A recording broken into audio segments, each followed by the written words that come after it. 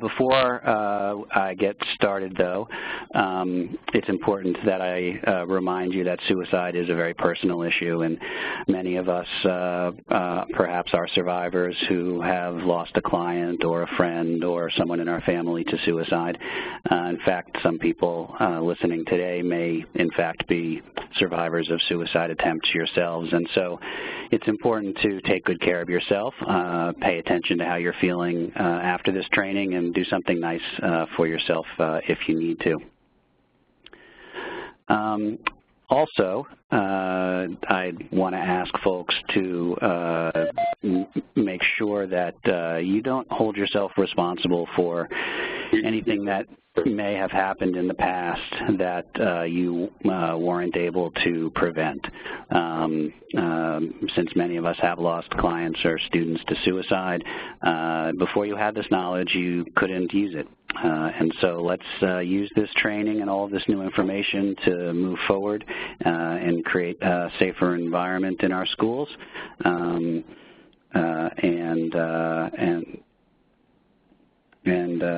we'll just look forward to what we can do after this training.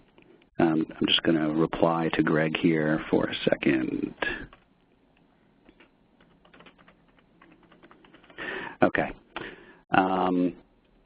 So suicide is a major public health crisis. It's one of the world's greatest, actually, and almost 1 million people die in the world from suicide every year. It's responsible for more deaths than war, homicide, and natural disasters combined. Across all ages and all demographics, it's, a major leading cause of death every 40 seconds in the world. And it's actually the #1 cause of injury mortality in the United States. So more people die by suicide than die in motor vehicle crashes. Yet we see all kinds of efforts at prevention for automobile injuries. We see seatbelt signs and don't text and drive campaigns, but we don't see that same kind of effort addressed towards suicide. And that's why Thomas Insel, director of the National Institute of Mental Health, said that suicide is the under-recognized public health crisis because it's preventable, but it doesn't get the kind of attention that it deserves.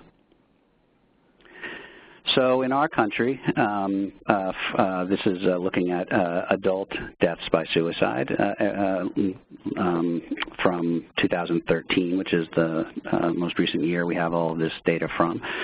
There were almost 40,000 adult suicides, and that also came with 400,000 emergency room visits for attempts, over 1.25 million actual suicide attempts, 2,700,000 suicide plans, and almost 10 million people each year actually seriously consider suicide. And so it's also increasing problem in youth and young adults. So in 2010, suicide became the second leading cause of death in youth. It's always been the second leading cause of death in college-age youth, but it passed homicide for the first time in 2010. And in all kinds of demographic groups, it's on the increase. So, for example, for African American girls between ages 10 and 18, it increased almost 150% between 2006 and 2014. And for our youngest kids, 8 to 12-year-olds, it's increased almost 150% from its lowest point in 2008 to 2014. And ideation and attempts are unbelievably common in teenagers. In your average high schoolers, 8% every year will make a suicide attempt. So I train colleges and high schools and middle schools all the time, and I talk to principals and talk to school superintendents, and I tell them, okay, so your class has, your school has 1,000 kids in it, and your own kids are reporting that 8% will make a suicide attempt each year. So, do you know which 80 kids in your school of 1,000 kids is going to attempt suicide this year? And they, all tell me they have no idea who those kids are, that they may know a few of them. There are some on their mental health caseloads, seeing the school guidance counselors, but by and far, the large proportion of kids who are going to make suicide attempts this year are unidentified, and we don't know who they are. And if we don't know who they are, we can't make an intervention. Among college students, also, it's the second leading cause of death, more than all alcohol-related deaths, about 1,100 suicides per year.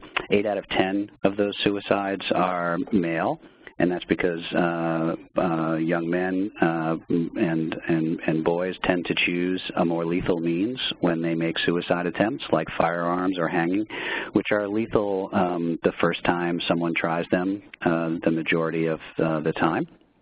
Girls and young women, while they make suicide attempts twice as often as boys do, don't die from their suicide attempts anywhere near as often, and that's because they tend to choose a much less lethal means, like an overdose of pills, which is only lethal about 10% of the time. 1 to 2% of college students report us making a suicide attempt in the past year. 7 to 10% report serious suicidal ideation. So 1 out of every 10 college students is thinking about suicide seriously. And half report having at least one suicidal thought sometime in their life. Interestingly enough, rates of suicide in college students are highest among seniors and graduate students. Folks who are seeing their movement into the community and into the working world, and maybe feeling depressed about what their prospects are when they leave the safe confines of their college or university. And there's also a strong relationship between suicide and school violence. So the Safe Schools Initiative was written by the Secret Service in 2002, and they found that almost 80% of attackers had a history of suicide attempts or suicidal thoughts prior to their attack. And 27% reported that suicide was the actual motive of their attack. And yet only a third of them had received a mental health evaluation, and just 17% had been diagnosed. And again, in Peter Langman's book, Why Kids Kill, 90% of rampage school shooters had histories of depression and suicidal thoughts. So we've been saying this all the way back since Columbine, that if you screen for suicide, you not only will hopefully find and get help for the person who's feeling suicidal, but you may also prevent, one of these tragic mass shootings from happening. And it's a crisis everywhere we look. It's the leading cause of death in jails for the past 15 years. It's responsible for a third of all jail deaths, with rates of suicide close to 3 times that of the general population.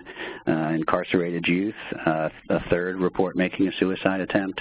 And in fact, recently released prisoners have rates similar to psychiatric hospital discharges. And it's a leading cause of death in first responders also. So police, it's often the #1 cause of death, right alongside with fatal car crashes. In fact, in 2012, almost as many police officers died by suicide as were killed in the line of duty. And in fact, there were more firefighters in 2014 killed by suicide in the United States than were killed in the line of duty. Very dangerous job, yet more will die by suicide than will die doing their work. And that's because those are very high-stress jobs, right? And we know that stress and post-traumatic stress disorder are contributing risk factors for dying by suicide. Now, while the numbers of suicides are highest in our cities, the rates of suicide are highest in the rural parts of our nation. And that's because we have very large populations spread out across great distances with less consistent access to primary care and mental health care. The closest physicians may be several hours away. But the statistic that most closely tracks suicide rates are rates of gun ownership. Very simply put, the more guns that are in a community, the more suicides there are in a community. So these are 2 maps, the top one looking at death rates due to suicide by state, and the bottom map looking at rates of gun ownership by state. And you can see that all of the states that have low rates of suicide, California, Illinois, New York, Massachusetts, New Jersey, Connecticut, all also have the lowest rates of gun ownership. So because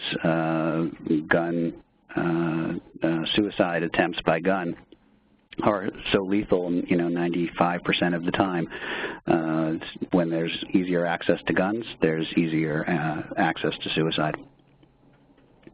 And this is a study that just came out that actually looked at the states at the top end of suicide, the states at the top end of gun ownership, and compared them to the states with the lowest rates of gun ownership. And you can see that non-firearm suicides were roughly equal in both the high gun ownership states and the low gun ownership states. But gun suicides in the states with high gun ownership were 5 times as many as suicides by firearm in the states with low low gun ownership rates. And we can expect to see suicide across all medical illnesses. It's not just in depression.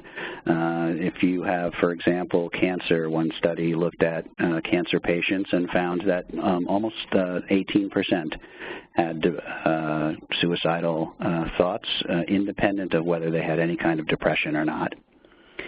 And likewise with all sorts of other medical issues. So it's not just in our mental health centers that we need to be screening and looking for suicidal thoughts and behaviors, but we also need to be looking in our medical environments, in our nurses' offices and in our doctors' offices.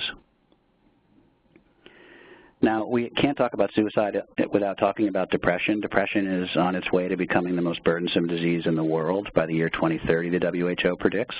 But it's already the most burdensome disease in middle and high-income countries, including ours.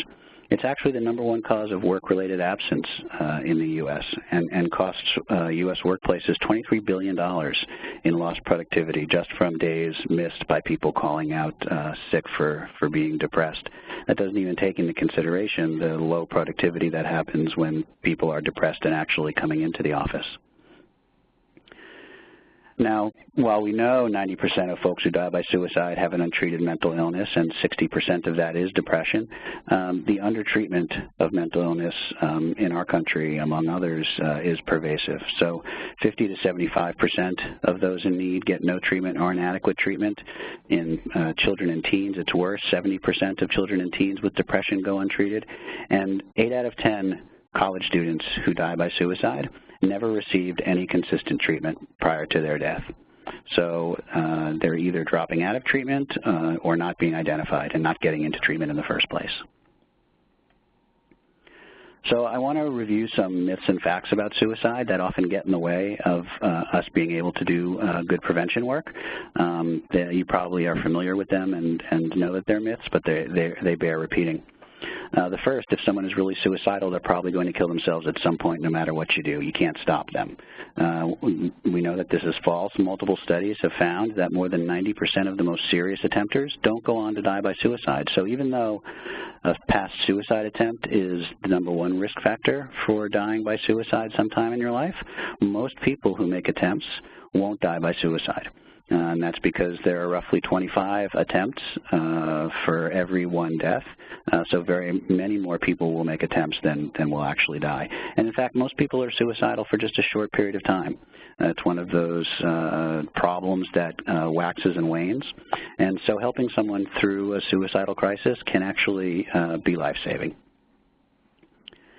Asking a depressed person about suicide may put the idea in their heads. We know that this is false. In fact, open discussion is more likely to be experienced as relief. We have numerous studies that show that even in high schools, if you did a screening of an entire high school, the rates of thoughts and behaviors for suicide would not be increased at all by asking students about these types of things. In fact, the biggest risk is when you don't ask and when you feel that it's appropriate to do so. There's no point in asking about suicidal thoughts. If someone's going to do it, they won't tell you. This is false. In fact, most people will tell a clinician when asked, even though they might not have volunteered it on their own, and it's often a relief to them. And that's because ambivalence is characteristic in 95% of people who are suicidal. The will to live in the human species fights constantly against that wish to die. And sometimes when stress is low, the wish to live is, winning, and sometimes when stress gets high, the wish to die starts to become louder. And that's why we see contradictory statements or behavior common in folks who are suicidal. And most folks suicidal will give some kinds of hints or warnings to friends or family, even if they don't tell a clinician. In almost all suicides that I've seen, there's, been a friend or somebody who, afterwards thinks, that they, had some kind of clue that this person was thinking about this. Someone making suicidal threats won't really do it. They're just looking for attention. We know that this is false. People who talk about suicide or express thoughts about wanting to die, they are at risk for suicide. They do need your attention. In fact, 8 out of 10 will give some kind of warning.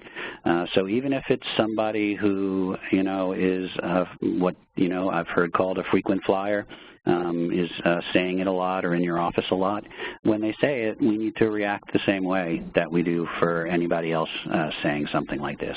They're saying they need help, and we should be helping. If you stop someone from killing themselves one way, they'll probably find another. We know that this is false. In fact, means restriction has the strongest evidence as a suicide prevention strategy, and we have lots of examples of this going all the way back to the 1950s, when in England they used to use coal gas, which had a high carbon monoxide content, in their ovens. And that's where the expression, if you're old enough to remember it like I am, put your head in the oven, comes from for dying by suicide.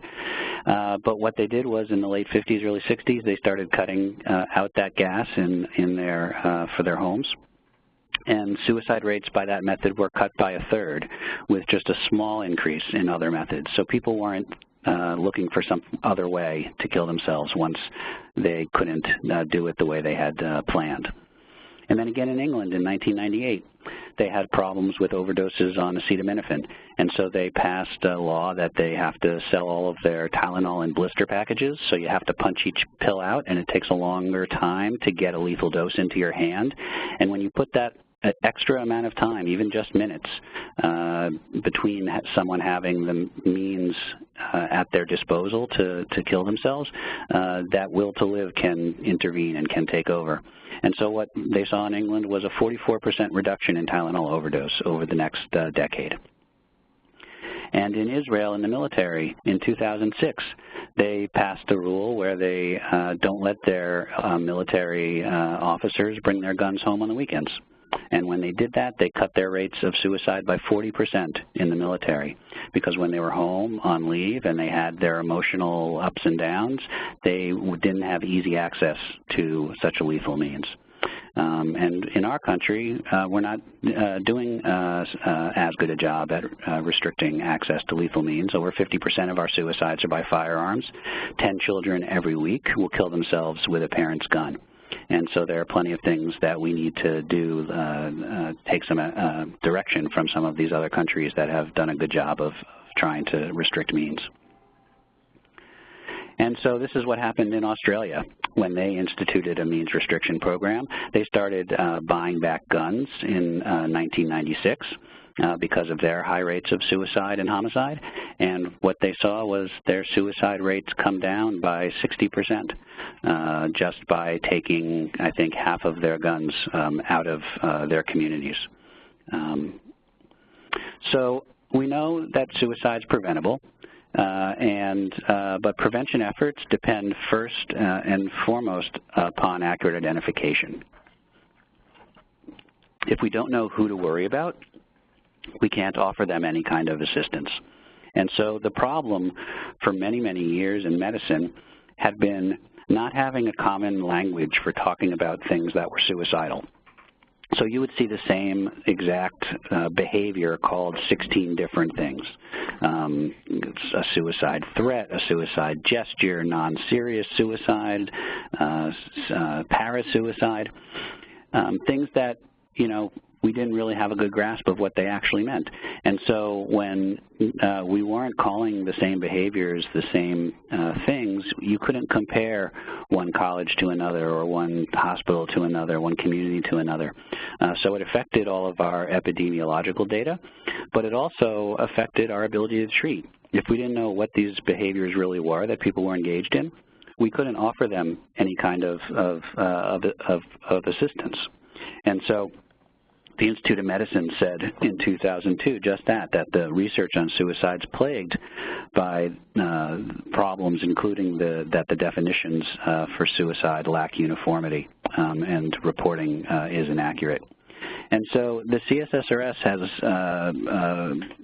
been used extensively to rectify that problem. It was developed about a decade ago as part of the first NIMH study to look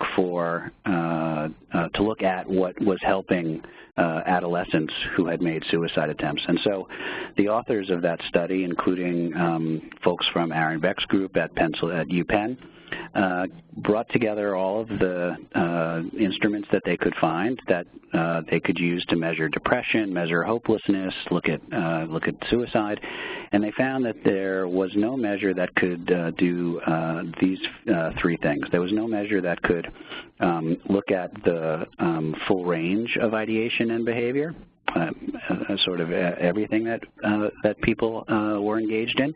There was no measure that could track the severity or density, how many times people did these things, and there was no instrument that they could use to track change and see if someone was getting better or getting worse. And so the C-SSRS was developed, the questions were written by those researchers in order to have a tool to do those things. Since that time, it's been well-researched and used throughout medicine and clinical practice. It's available in 116 languages. We have them all here at our center, and if you need a language, there's access on our website to English and Spanish, but we have many, many more languages that we can send if you send us an email. It also takes a very brief time to administer.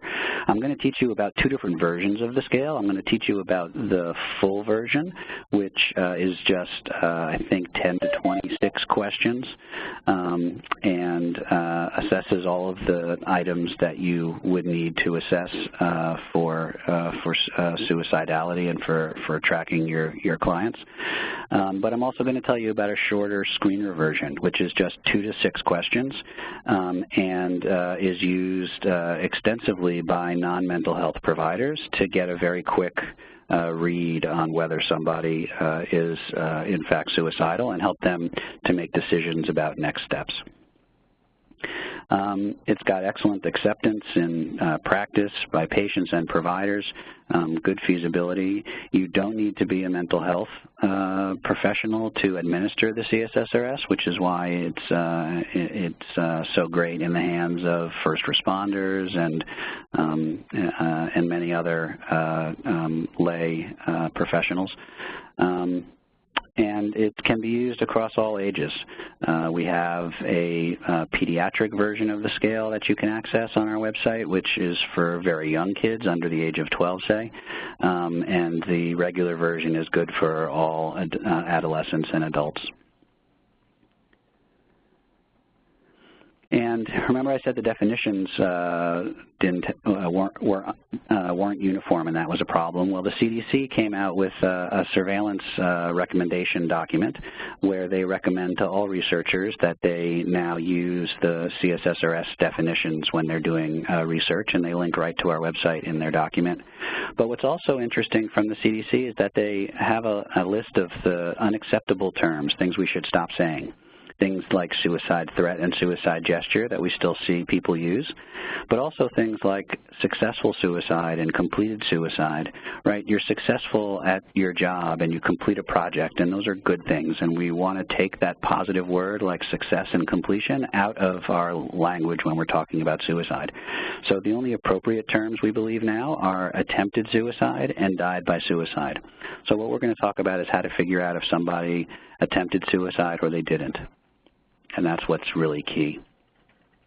So the C-SSRS is endorsed, recommended, or adopted by many agencies. I won't go into details on all of the folks who are using it and who have decided that it's the most evidence-based tool that they could use. But we really believe that when you link systems together in the use of the C-SSRS, when you have all folks in a community using the same tool and speaking that same language, that's when you get the most safety and security, where you get the most impact. And so this is a look at a community that we went out and worked with in Marysville, Washington, where they had a murder-suicide on their Native American reservation. And we went and we trained the school staff, and we trained the nurses and guidance, and we met with parents, and we trained students themselves in how to stay safe and how to recognize in their friends, and we trained community providers. And when you bring all of those folks to the table together and train them and get them connected, that's when you enable quicker care, right? One person said, I get it now. When the school nurse is doing the same assessment that the EMT driver understands and the admitting nurse in the ER understands, that student is going to get from point A to point B where they need to get much quicker and with much more efficiency. So some states, like Texas, for example, are really taking their suicide prevention strategies very seriously and are endorsing the C-SSRS in their zero suicide implementation. And so it's used throughout their existing tools for universal assessment, throughout their mobile crisis units, in their psych emergency walk-in centers, by their mobile crisis teams, and in their Suicide Safer Schools model that they're rolling out to all school communities in Texas. And it's making a big difference. We hear from people all the time that when this kind of training happens in a community, people, provide better care for folks who need it. And it's being used throughout the military. So all branches of the military, Navy, Air Force, Army, behavioral health data platform is using it. But the example that I like to share with folks is the Marines example. It's the sort of most impactful. The Marines trained on all of their installations, but they didn't train their mental health staff. They trained their victim advocates and their attorneys and their chaplains. The reason being that the event that happens most often before a suicide by a Marine is having a legal problem. So they get arrested for a DUI or for a domestic violence charge, and they're making suicide attempts as a result of that. So in the Marines now, every time a Marine meets with a lawyer, that lawyer asks them the C-SSRS questions. And the Marines in 2014 reduced their suicide rate by 22%. As a result of their efforts using the C-SSRS and better identifying folks who needed help. The reason I share this example is because I'd like you to go back afterwards and sort of be an advocate for C-SSRS and figure out who in your community is actually seeing folks when they're in their biggest crisis, right? Who deals with students during disciplinary actions and could benefit from knowing these types of questions. This is an example from TCNJ where we've done a lot of close work, who implemented the C-SSRS in a sort of three-step model. The first step being similar to what we're doing today, where their mental health staff wanted to learn about it, and we trained all of the folks in their mental health center. But after the training, they decided that there were other important staff that could use the screener, and we trained folks from student life. We trained all the coaches of the athletic teams. We trained the safety and ambulance corps folks. Here at Columbia, we've also trained dorm resident advisors. And the third step at TCNJ being they're going to screen all incoming freshmen. with the C-SSRS to try to identify early who might need some additional assistance.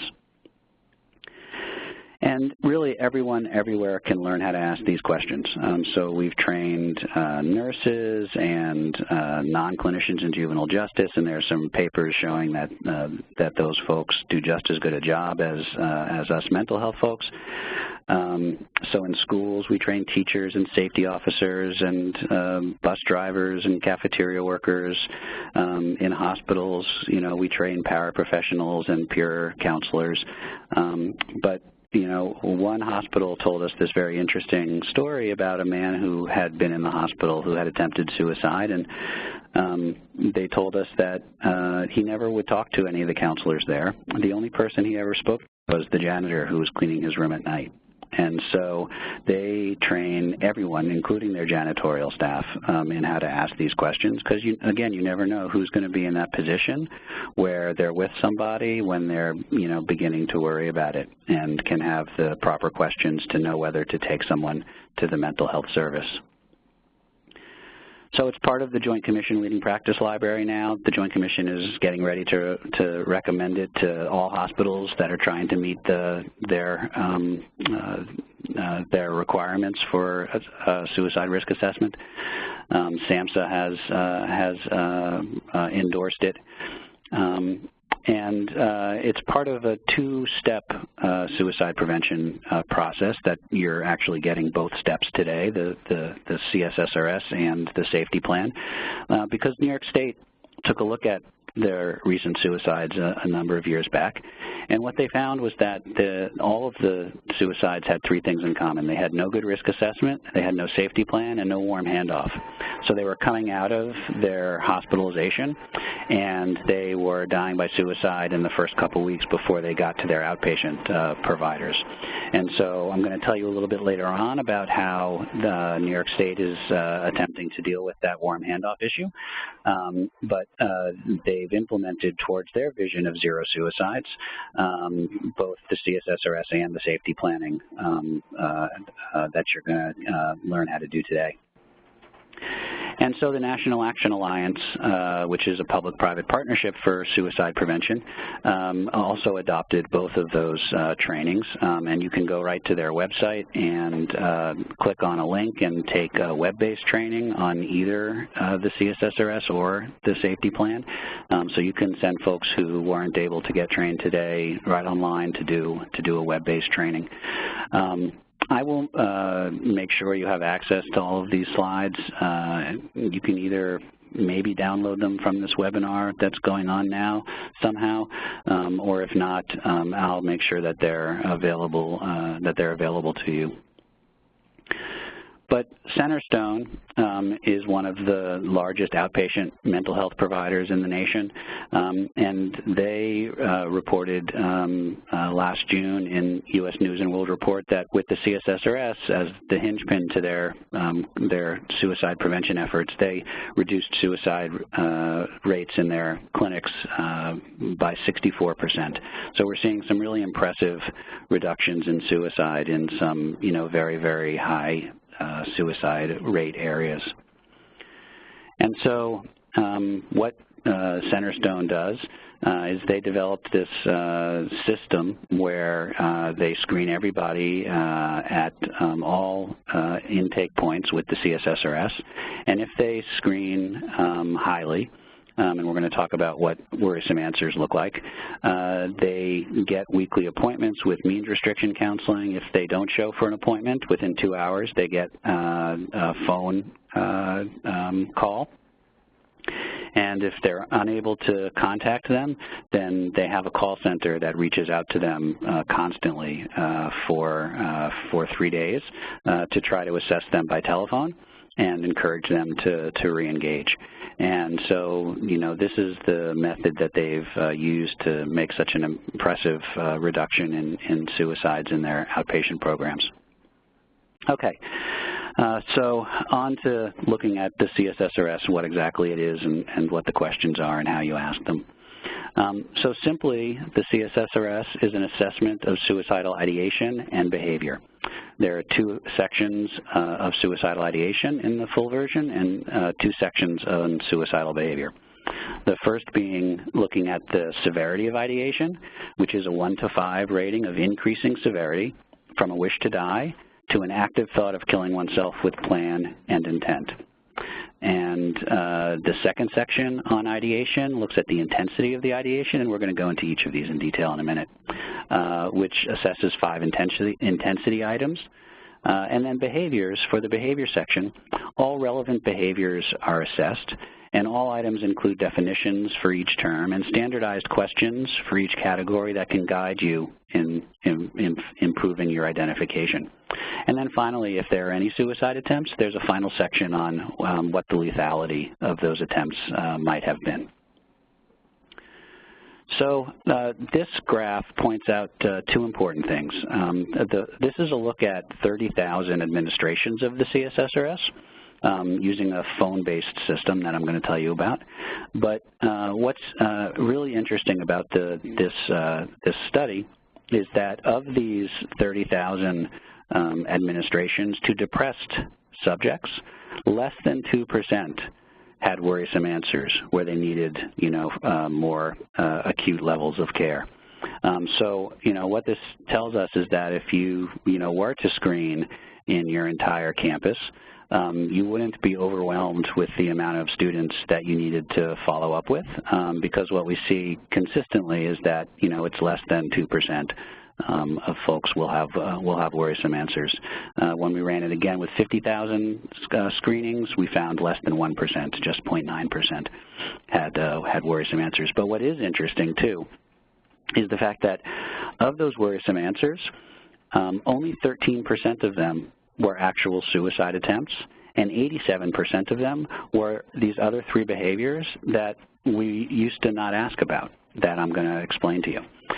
So things like buying pills with the intention to overdose, or looking up ways on the internet to kill oneself. These preparatory behaviors that we know now have just as much or more actual risk to making a suicide attempt than having a past attempt. But in the past, when I was trained in social work school, all we were trained to ask was, have you ever made a suicide attempt before? And we weren't trained to ask about these additional behaviors. So it's a semi-structured interview format, and so there are questions that can guide you, but the questions provided on the forms are, just helpful tools. It's not required that you ask any or all of them, just enough so that you're confident that you've collected the information you need to collect to say that something was suicidal or wasn't. And most people, will, when they're first getting started, will use the forms as a guide.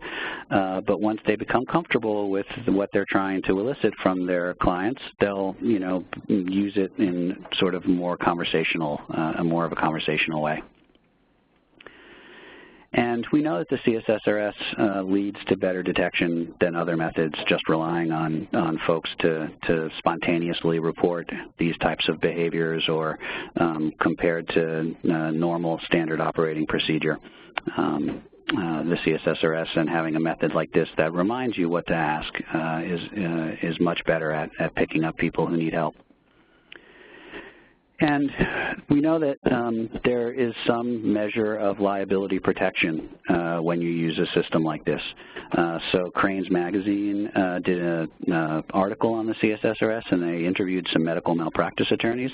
And what they said was that if you're doing this questionnaire, which is considered to be the best science that's out there, then you have a measure of protection. Of course, we're in the mental health field, and you can never be 100%, protected. There's always risk in the work that we do. But when you're using something that's scientifically based, that has evidence behind it, and you're documenting what you're doing, that's when you have the most protection.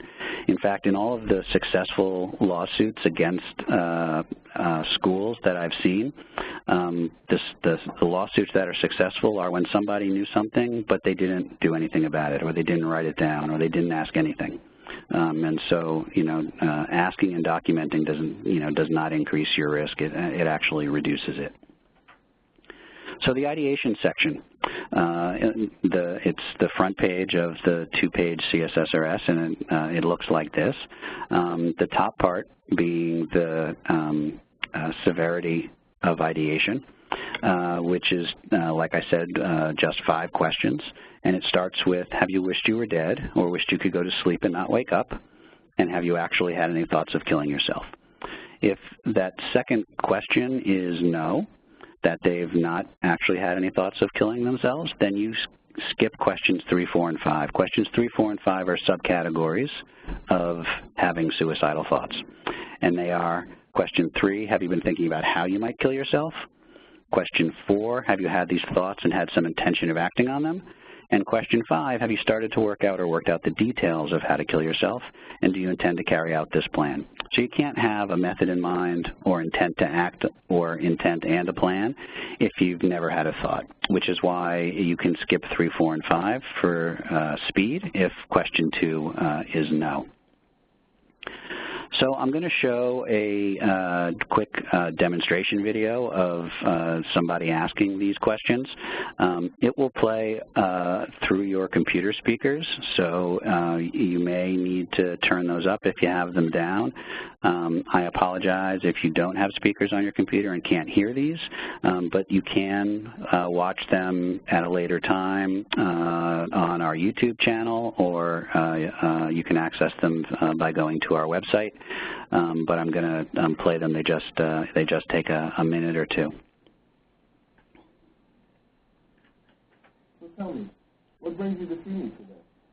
I've been feeling kind of crummy, problems with my family.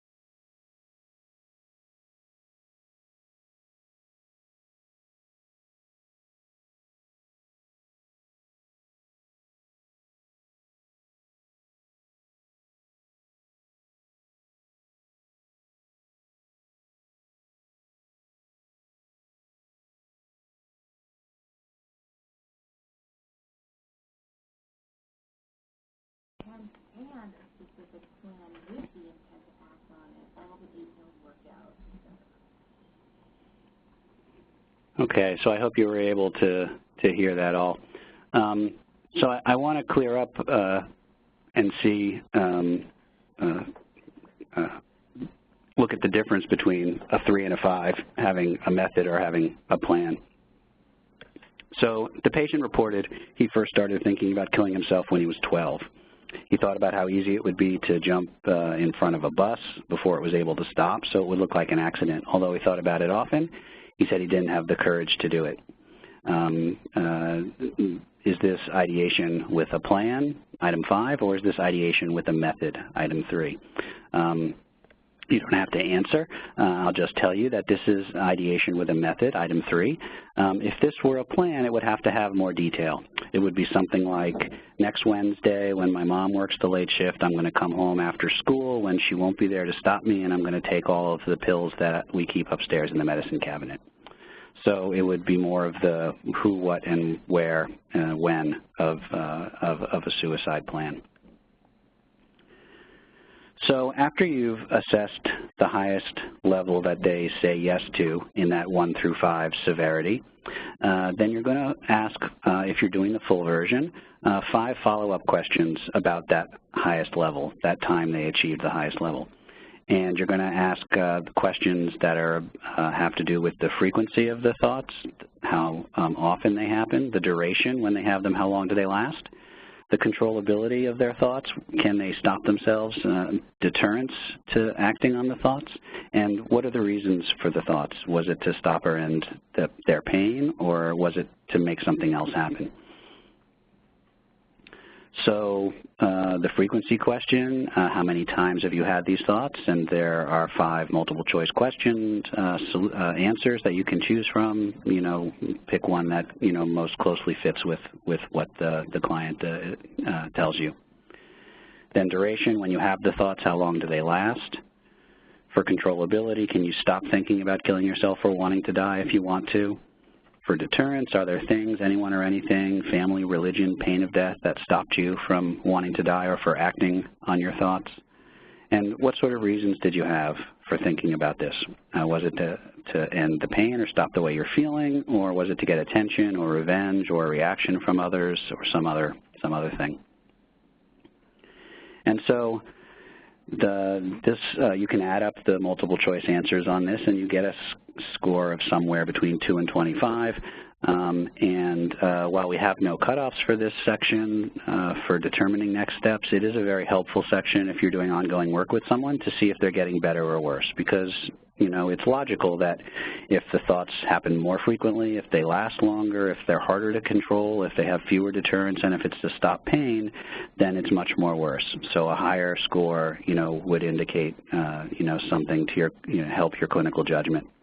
Of interest, Dr. Cheryl King, who does work with adolescents, found that that second item, duration, is the most predictive of all of the C-SSRS questions for that age group.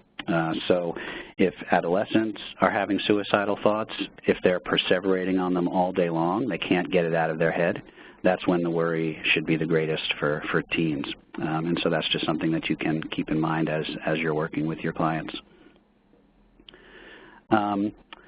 So I'm going to take a breath before I teach you about the suicidal behaviors. I'm going to turn you all off of your mute and ask if there are any questions so far on the ideation section that we went over.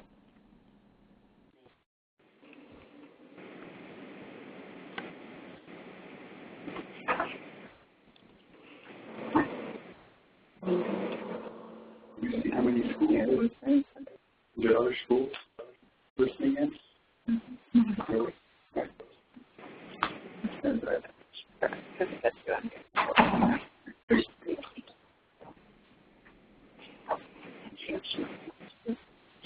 Well, I'm not hearing anybody offering any questions, so I will place you all back on mute and power right ahead if that's all right with everybody.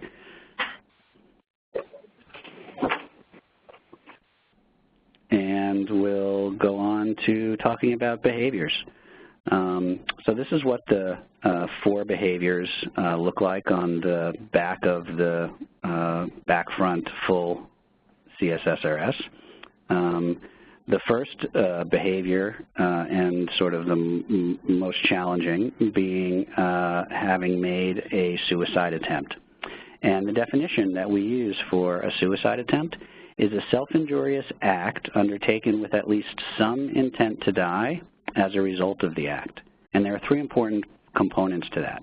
The first being it says self-injurious act, not self-injury. You don't have to actually be hurt or have any injury for it to be a suicide attempt, just the potential for injury. So for example, if somebody puts a gun to their head and the gun fails to fire because it's jammed or broken, as soon as they pull that trigger, that becomes a suicide attempt because of the potential for injury.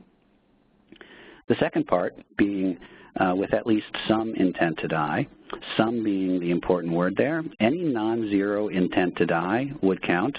It does not have to be 100%.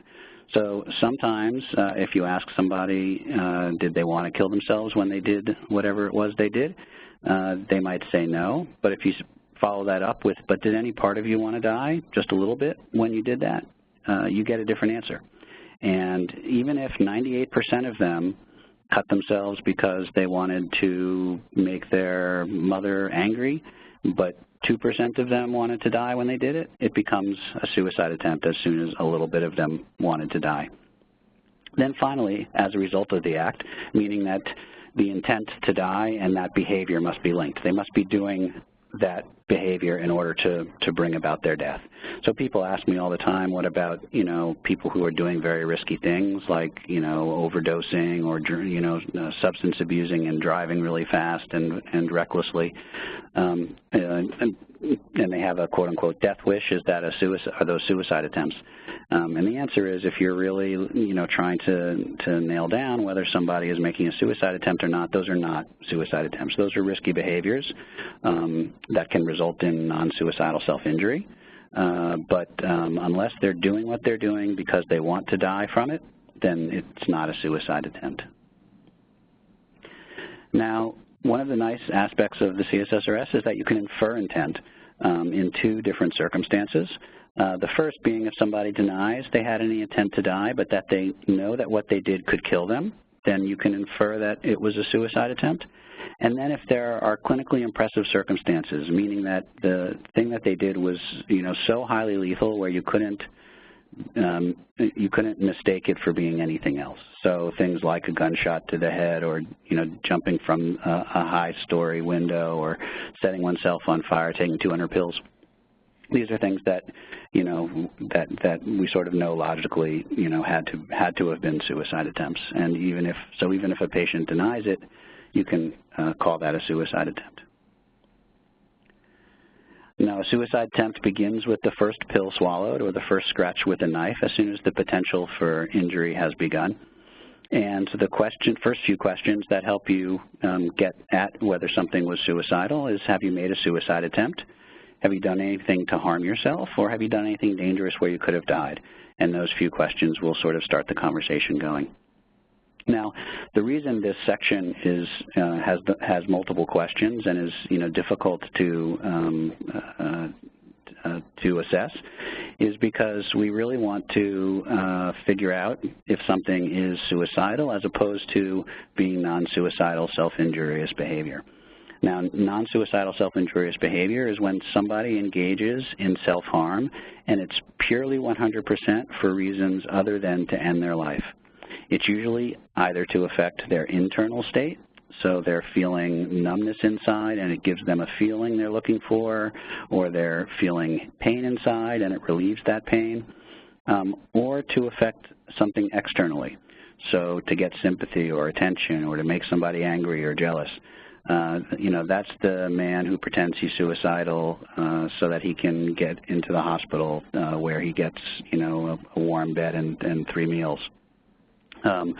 Or the man who's at on the ledge at the top of the building pretending he's going to jump so that people will pay attention to him and feel sorry for him. If he accidentally tripped and fell, and died, that would be an accidental death if we knew that, he really wasn't intending to jump, that he was just up there for sympathy. And so those are non-suicidal, self-injurious behaviors. So I'm going to, let's see. So the patient wanted to escape from her mother's home. She researched lethal doses of ibuprofen, took 6 ibuprofen pills, and said she felt certain from her research it was not enough to kill her. She said she didn't want to die, just to escape from her mother's home. She was taken to the ER where her stomach was pumped and she was admitted to a psychiatric ward. Is that a suicide attempt? Yes, no, or not enough information? I'll tell you it's not. Those who believe it's not are right. She didn't want to die at all, and she researched it and didn't think that it could kill her. Now, all over this girl's chart, she was here at Columbia, it said that this was a suicide attempt. And it wasn't until somebody asked a few additional questions about why she did what she did that we got better information. Now, it's important every time someone has a behavior that we assess it properly. This was a girl who had suicide attempts in her past, and people assumed because she had made them before that this must have been one. And it's important that every time something like this happens, we get it right, because it tells us something different if she's had 2 suicide attempts in her life as opposed to having 20. Or if, her most recent suicide attempt was last week or 3 years ago. Those all give us different information, and so we need to ask properly and to get it right every time. A young woman following a fight with her boyfriend felt like she wanted to die, impulsively took a kitchen knife and made a superficial scratch to her wrist before she actually punctured the skin or bled. However, she changed her mind and stopped. Is that a suicide attempt? Yes, no, or not enough information? It is. She says she wanted to die, and she made a scratch. As soon as she made that first scratch, it became an attempt. The patient was feeling ignored. She went into the family kitchen where her mother and sister were talking, took a knife from the drawer and made a cut. She denied she wanted to die at all, not even a little, but just wanted them to pay attention to her. Is that a suicide attempt? Yes, no, or not enough information? It's not. Even though she made a cut, she says she didn't want to die, not even a little bit. So it's non-suicidal self-injury. The patient cut her wrists after an argument with her boyfriend. Is that a suicide attempt? Yes, no, or not enough information? It's not enough information. We know what she did, but we don't know why she did it. Had a big fight with her ex-husband about their stepson, took 15 to 20 imipramine tablets and went to bed, slept all night till 4 or 5 the next day. Says she couldn't stand up or walk, called EMS and was taken to the ER where she drank charcoal and was admitted to the hospital. She couldn't verbalize clear intent but said she was aware of the dangers of a TCA overdose and the potential for death. Yes, no, or not enough information? Yes, that's the definition of inference. We can infer it because she knows that what she did could have killed her. The man with schizophrenia jumped from the roof of a parking garage because he believed he could fly. Yes, no, or not enough information? No. While having command hallucinations to kill yourself, do count as ideation, and making attempts based on those command hallucinations are suicide attempts. This clearly isn't, because the voice is telling him something different, is telling him not to kill himself, is telling him that he can fly. So this is what that actual attempt section looks like. Again, it's the only one with multiple question prompts on it. And you can see that last indented question, or did you think it was possible you could have died from, which is there to help you remember to infer intent. But also at the bottom of this section is a section where it says, has subject engaged in non-suicidal self-injurious behavior? So a place where you can mark if something they're telling you about was non-suicidal self-injury. And that's really important, because if you interviewed somebody who had cut themselves or taken an overdose and, after all of your questions determined that this was non-suicidal self-injury, there would just be a no checked in that section, and it wouldn't show that you did a proper assessment and decided that, something they did was not suicidal. But also, we feel it's important because it gets onto the form somewhere, this risky behavior that they're engaged in, non-suicidal self-injury, which often comes together in people who are suicidal, and folks who are engaged in non-suicidal self-injury can quickly become suicidal, especially if what they're engaging in that non-suicidal behavior to accomplish stops working. If they're doing it because they, want to relieve an unpleasant emotion and it stops helping them with that, they can become hopeless and very quickly become suicidal. So the other behaviors that are assessed on the scale are an interrupted attempt. That's when a person starts to take steps to end their life, but someone or something stops them. So they've got a bottle of pills in their hand and someone grabs it, or they're on the ledge ready to jump and someone, pulls them back. And the question on the form is, has there been a time when you started to do something to end your life, but someone or something stopped you before you actually did anything? And then an aborted or a self-interrupted attempt. That's when you begin to take steps to make a suicide attempt, but you stop yourself. You change your mind before you actually engage in any behavior. So someone who's planning to drive their car off a road at high speed, and before they get there, they turn around and come back home. Or someone walks up to the roof to jump but changes their mind and turns around. Someone with the gun in their hand but then puts it down. And the question is, has there been a time when you started to do something to end your life, but you stopped yourself before you actually did anything? And a good example of the importance of this question came to us from a hospital we were training, where they told us about a man in their ER who had driven his car into a wall. And when they asked him this question, he said, 4 other times this month I drove really quickly toward that wall but stopped before I got there. And no one's ever asked me any kind of question like that. So people who wouldn't consider that, possibly wouldn't consider that a suicide attempt because they didn't actually do it.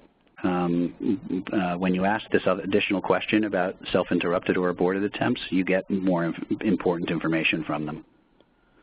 And then finally, preparatory acts or behavior. That's any other behavior beyond saying something that has suicidal intent, like collecting or buying pills, or writing a suicide note, or investigating online ways to kill yourself. And the question is, have you taken any steps toward making a suicide attempt or preparing to kill yourself, such as, and it gives all the examples right there in the question for easy asking. A good reminder of the valuableness of this question came to us from a VA hospital we had trained in Detroit, where they told us that their most recent suicide was a veteran in his 70s who had been in to see his psychiatrist, had denied suicidal thoughts or behavior. And but upon his death, they found that he had been putting clothing in bags and labeling it for different charities, had been stockpiling food for his pets, 6 months of preparations he had been making.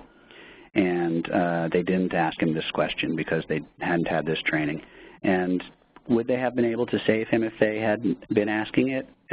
We can't promise. We don't know because, people don't have to answer honestly, although most do. But at least, it was clear to them that they didn't have any chance, without having the proper questions on hand.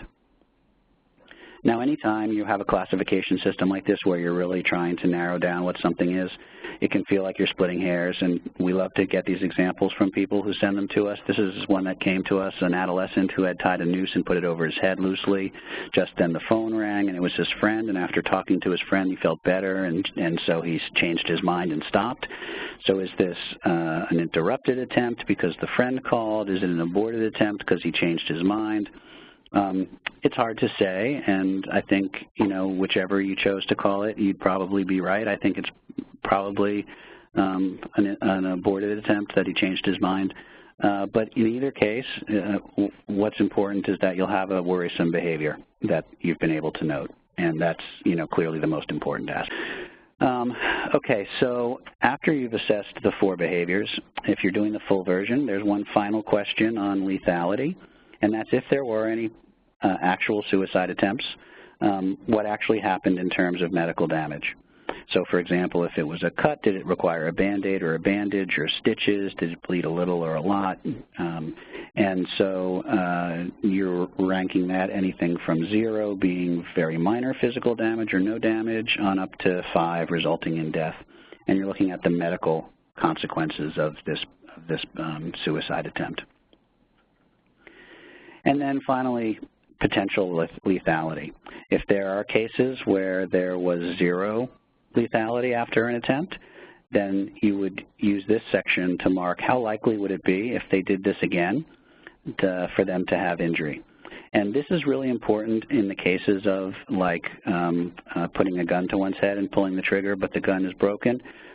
You want to be able to note somewhere that even though the lethality of that was 0, if they were to try that again, it would likely end up in their death. It was still a very, very worrisome attempt. And so you rank that anything from 0, 1, or 2, 0 being not likely to result in injury, 1 being likely to injure them but not cause death, and 2 likely to result in death despite available medical care. And then you can use that also to inform your clinical judgment. Okay, so I have another a demonstration of the behavior section being asked that I'm going to share with you.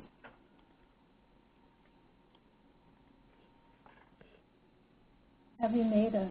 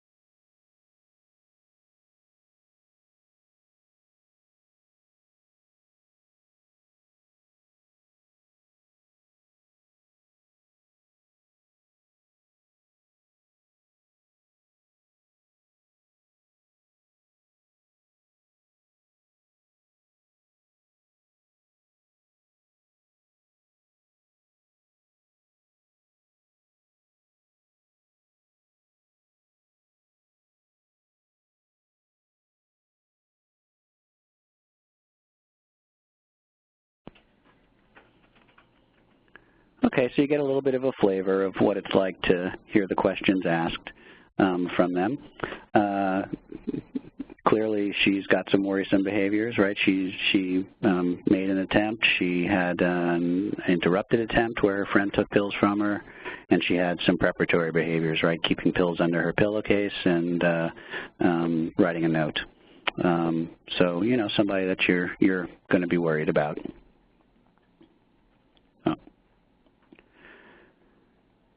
So for the behavior section, you're going to check all the behaviors that apply, but only if they're discrete behaviors. So for example, if somebody wrote a suicide note and it was part of an actual attempt, then you wouldn't give them 2 rankings, you wouldn't mark a suicide attempt and a preparatory behavior. You would just give them a mark for suicide attempt. So you would just pick one to mark. But every potential event in the time frame that you're looking at, and we're going to talk about that in a second, you would be identified. So there's free space on the full version where you can write down information about, notes about what they did and why, and what your clinical impressions are. And a reminder that we need to ask both about thoughts and behavior separately. And just because they may say no to all of the ideation questions doesn't mean you skip suicidal behavior. We have seen some people who will say, no, I never had a suicidal thought in my life, but I made that suicide attempt when I, was feeling really, really down. And so you need to ask both about thoughts and behavior. Now, for children and adolescents, you don't work with very young children, but something to keep in mind, most importantly, is that we should be listening to what our clients tell us was their intention when they did what they did, and not what we think about the lethality or the seriousness of what they did. So I have seen, some doctors who, after a child puts a shoelace around their neck, saying, well, it couldn't be that serious, how lethal could that have been, and not take them seriously. But of course, the next time they'll, increase the ante, and it'll be a belt the next time. That adolescent on our unit that I told you about earlier, who had multiple suicide attempts, she had some very serious suicide attempts in her lifetime, but she also had one suicide attempt where she ordered so much Chinese food because she thought that she could eat herself to death. She was psychotic. We need to also call that a suicide attempt because, she was convinced and was doing that behavior because she, thought it would make her dead. And so it doesn't matter what we think, it matters what they think. So the shorter 6-question screener that I mentioned to you is just 3 to 6 questions. It looks like this, and it has the first 5 questions from the ideation section. And then it has one behavior question that adds up all 4 of the behaviors into one. And so it says, have you ever done anything, started to do anything, or prepared to do anything to end your life? And it gives examples of interrupted, aborted, preparatory behaviors, and actual suicide attempts. And so this is the version that's used generally when folks have a very short amount of time, or they just want to get a quick feel for somebody's level of risk. They're not a mental health person and they want to know if they should bring them to mental health, or they've been thoroughly intaked and they're seeing them daily or weekly, and they want to use this to sort of keep tabs on how they're doing and updates for monitoring. Now, the time frame that we assess, you have a copy of the scale which has 2 scoring columns, one for lifetime and one for recent. And so for lifetime, for ideation, we asked people about the time they felt the most suicidal in their life. And Aaron Beck showed a long time ago that that is the most meaningful time as far as determining whether somebody will die by suicide later in their life. So even if it was 20 years ago, if 20 years ago someone had a plan and intent to act on that plan, that's more concerning than if they just were having thoughts, without any plan or intent this week. Then for behavior, we asked, of course, about the lifetime of behavior, of course, because a history of a suicide attempt is the #1 risk factor for suicide. Then for the recent time frame, which is when we're trying to figure out if they need to go to a hospital today, for ideation, we ask about the past 1 month, and for behavior, we ask about the past 3 months. And the reason those parameters were chosen was because the initial research and results they were getting back, the authors of the scale, were telling them that this was the proper cutoff, that after this amount of time, risk for a behavior in the next week or 2 dropped, was cut in half or dropped, by more than half. So, we had to make a recommendation of some time frame, and so this was the time frame that the authors felt the science was pointing to. Now, it is okay to change the time frames. Some people have decided that they would like to know about the past 12 months, that it would be helpful to them. But just remember that the research that we've done looking at the percentages of positive answers, where I say it's less than 2%, that's using this time frame. So if you asked about a longer time frame, you should expect to get more positive answers. And so you have to be prepared if you're going to ask about a longer frame of time to have people to do the work to respond to more positive answers. So this is what that form looks like, the 2 columns for lifetime and recent, for ideation being 1 month, and for behavior being 3 months. And we really believe that monitoring is critical. That's why we have a full version that says since last visit. We also have a screener for since the last time we saw you. And we believe that it should be done every time you have clinical contact with someone. So we have people on med management who are doing it every month, people who are in day treatment doing it every day, ongoing weekly therapy doing it every week. And in inpatient mental health hospitals, they're doing this every 8 hours on every nursing shift. Whenever you do a mental status exam, these are the questions you should be asking to determine if someone has had suicidal ideation or any behaviors since they were last assessed. And so it can be as simple as one question, which can lead to further questions, but all you have to really ask is, since you were last here or since I last saw you, have you had any of those suicidal thoughts or done any of those suicidal behaviors that we've been over? And if the answer is yes, then you get more detail, and you'd be happy to, you'd want to get more detail. But if the answer is no, as it will be most of the time, then you can confidently say that you did, a thorough mental status exam for suicidality. Now, triage with the C-SSRS, who do we worry about once you've asked all the questions? The key to triage is that there are operationalized criteria for next steps, whatever that next step may be depending on your environment. But the most worrisome responses that require one-to-one observation, a trip to the ER, hospitalization, are having a 4 or 5 on recent ideation. So that's having intent to act on your suicidal thoughts, or a plan with intent to act on it, or having any of the 4 behaviors in the past 3 months. And what this is doing is it's decreasing unnecessary interventions and referrals and providing the best available information to inform your clinical judgment, right? In the past, we didn't know what to manage, and so we would hear any wish to die, and we would, automatically send someone to the ER. But what this is telling us is that that doesn't have to be the case, and that it's the intent to act that we really worry about, as well as any of those 4 behaviors. And so the difference between that 3 and that 4, the 3 would be, yeah, I've thought about using my father's gun, but I would never do it. And a 4 is where someone gets to the place where they say, I can't really promise you that I won't do it, or I have a plan and I'm going to do it. And those are the ones that need a quick trip to the emergency department. And so everywhere that they're using the scale, hospitals, doctors' offices, schools, jails, they're using this same formula.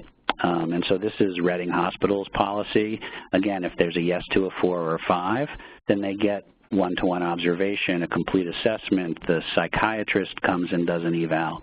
If they have a yes to 3, what they've decided is that we're going to have a psych nurse come and talk to them further and try to get a little bit more detail to figure out what they need.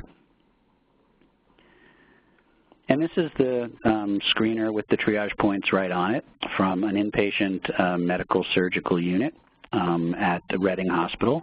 And it says right there, if it's yes to item 1 or 2, they get a mental health referral when they're discharged. If it's a yes to 3, again, they get a psychiatric nurse and safety monitoring. And if it's a 4, 5, or 6, then they get all the bells and whistles, the full, highest level of security and alert that they can provide. This is New York State's electronic health record for Medicaid patients, and the C-SSRS is built right in as an option for folks to use.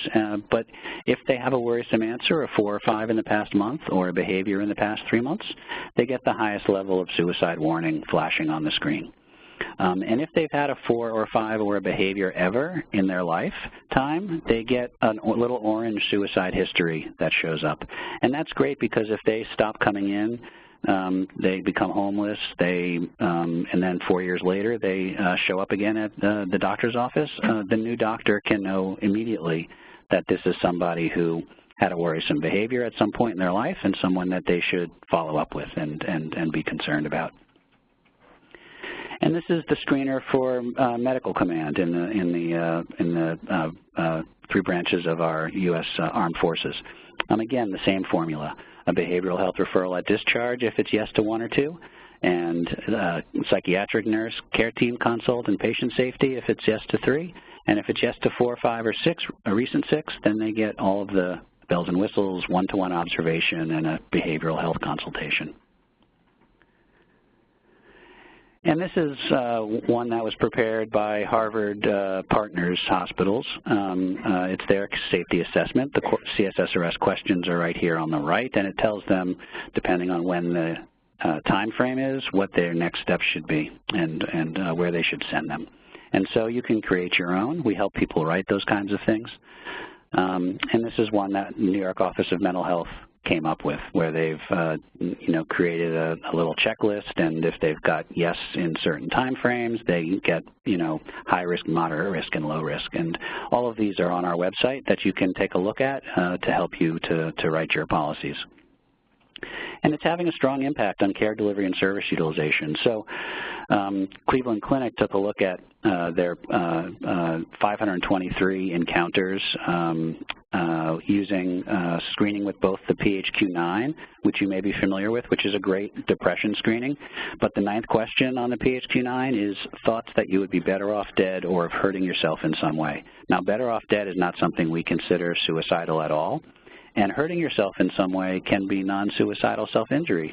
So when you ask the question in an improper way like that, you get a lot of false positive answers. So in this study that Cleveland Clinic did, they found that 24% of the patients endorsed item 9 of the PHQ-9, and when they asked the C-SSRS questions, they only got 6.2% worrisome patients. And what's also of interest is that some of the people said yes to the C-SSRS who said no to the PHQ-9, because the PHQ-9 doesn't ask any of the important questions about levels of ideation, doesn't ask about any of the behaviors.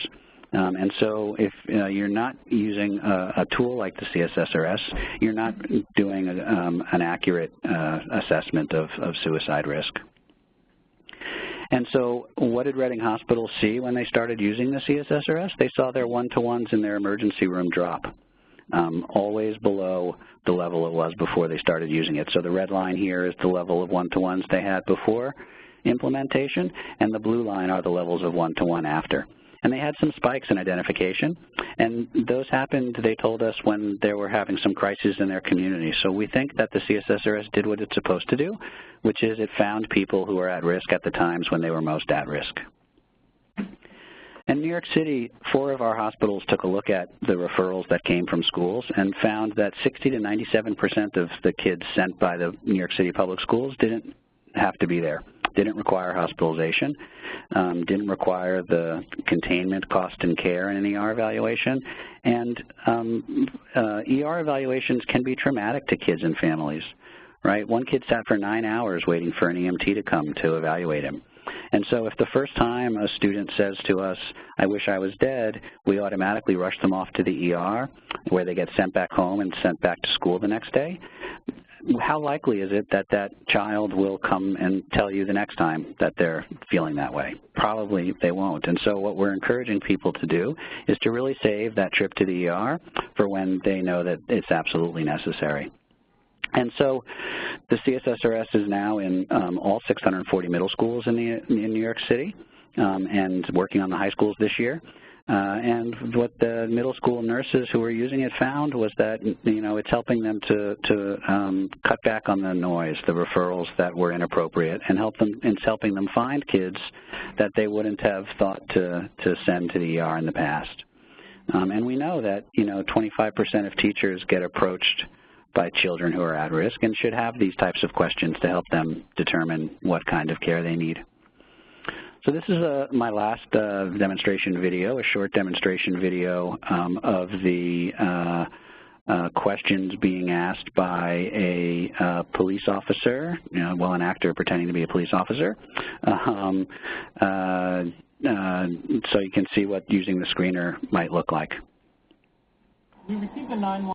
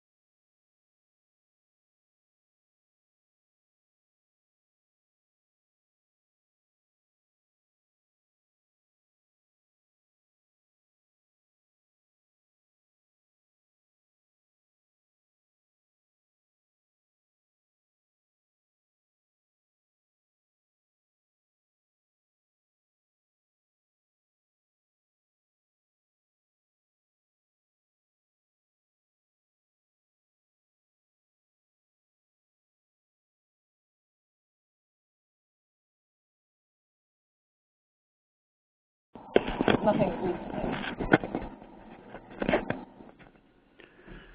Okay, so he asked her the first two questions, and she said no, she wasn't having thoughts of killing herself. And so he skipped 3, 4, and 5, and then asked 6, the behavior question. And I cut out the examples of the behaviors that he told her. But this is somebody who, in the past, a first responder may have taken to the ER. But in this case, he can say to her, something different like, do you have a therapist that you see? Do you have an appointment coming up?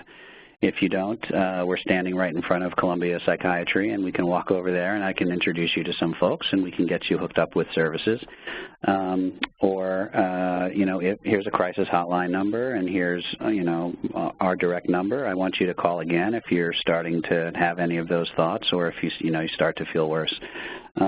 Somebody, like her in the past may have gone to the ER and may have clogged up that ER for a good amount of time because, she'd have to sit because she wasn't acute. Now, you can tailor the C-SSRS for specific uses.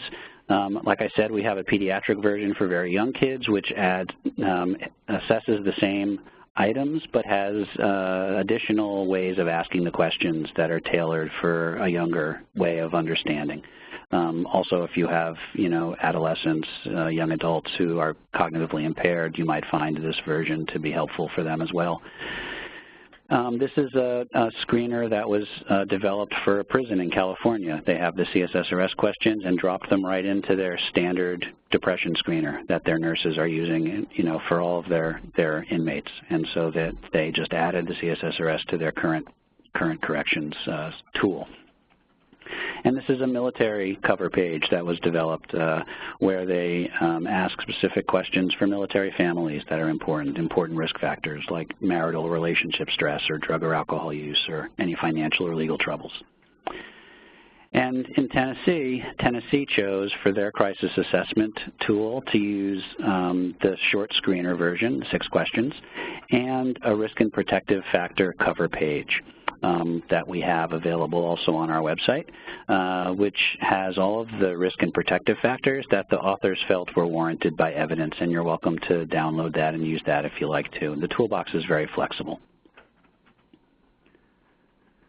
And innovation is happening all the time, from laminated cards and metal keychains, printers and EMT vans. But the innovation that I want to tell you about very briefly is the electronic administration of the scale. So remember I told you that New York was having a problem with people dying by suicide right after coming out of the hospital post-discharge. So there's an electronic version of the C-SSRS where either on the telephone or on the web, patients can get asked the C-SSRS questions and they punch in the answers. And if they punch in a worrisome answer, one of two call centers is alerted, and immediately that call center then passes that information on to whoever was selected ahead of time as that person's crisis contact, either a parent or a hospital or a local crisis, emergency team, who then can go out and do active rescue or get them the help that they need. And this is being used in New York where, picture this, a patient is discharged from the hospital. The next day from their bed on their cell phone, they can call in and get assessed. And if they have a worrisome answer, they can get, rushed right back to the hospital they came out of. In New Jersey, they're using this for youth in schools. In a couple high schools, they're piloting it and they're using it to screen their entire high school population in their health classrooms. So they come into health class, they sit down at a computer terminal, they log in with their student ID number, and they get asked the C-SSRS questions. They're also using it in the summertime for students that they know are at risk.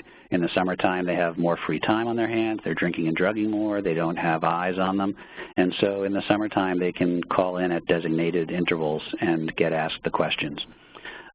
Everything that I've shared with you so far, all the paper versions of the scale are free and on our website for you to download. If you're interested in the computer version of the scale, the web-based or telephone, then I can put you in touch with a company that handles that system, but they would love to work with colleges to see if it can be helpful for them.